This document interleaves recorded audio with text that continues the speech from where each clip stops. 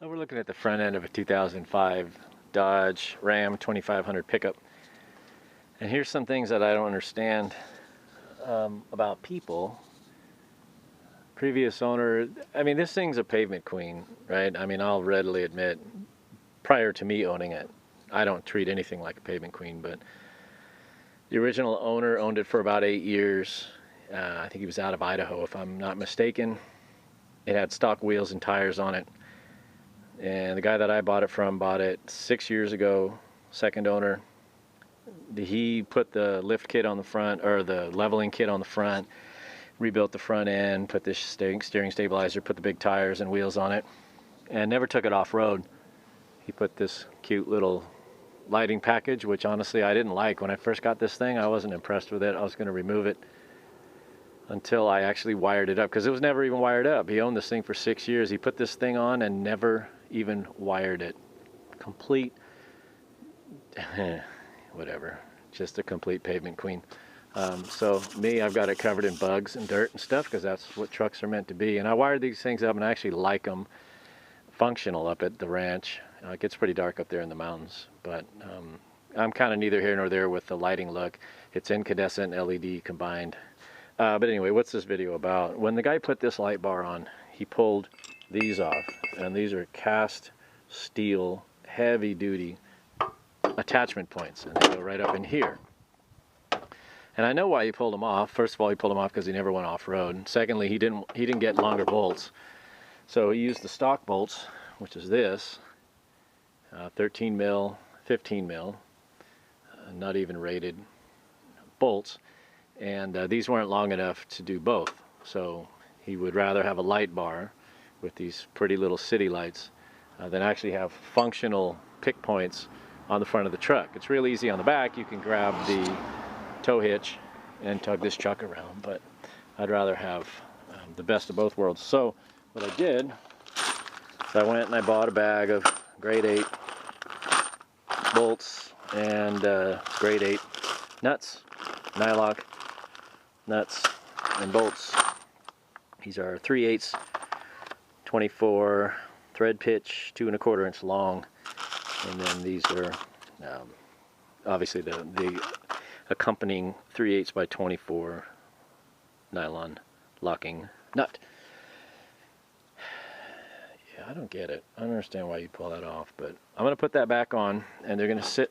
They should, if my theories are correct, it should tuck back in here like about that, which will make it tight. And honestly, if I get into a situation where I need to be pulled out by the front of this rig, I don't care if I ruin this thing. It's just a chunk of shit plastic, and they're cheap, right? I'd rather have a solid pick point. It's crazy. So before this sun goes down back behind the mountains, that way, I'm going to get these on. I'll bring you back in just a minute.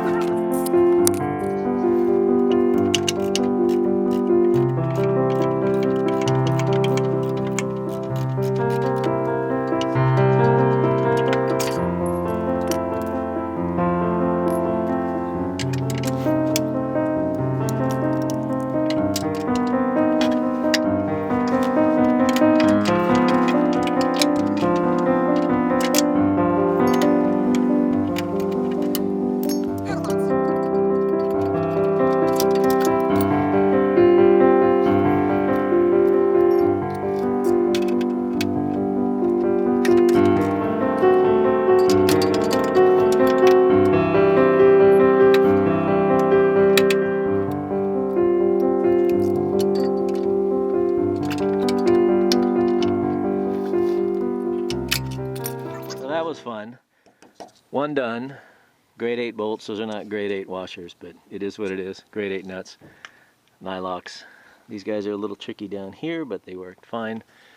And again, like I mentioned before, if you get some kind of weird side pull and you break this is like $30 or $28 on Amazon. I'd rather get out of the situation I'm in than worry about a stupid LED light bar. All right, on to the next one. All right, second one's in. That was a bit tricky. I had to call in for reinforcements. So Skippy and Skippy Jr. came down and gave me a hand with getting these guys. Because it bumps out another 3/16 of an inch, it puts everything really close to the bumper, and then the intercooler's on here, so you get access from the top. You know, everything's fun. But either way, we now have two extremely solid pick points from the front of the truck. Back like it's supposed to be. Hopefully I won't need them, but you know, it's better to have and not need than need and not have. Ooh, Confucius. All right, that's it. Now onward to the next project before it gets too dark and too cold. All right, gotta go, gotta run. See ya!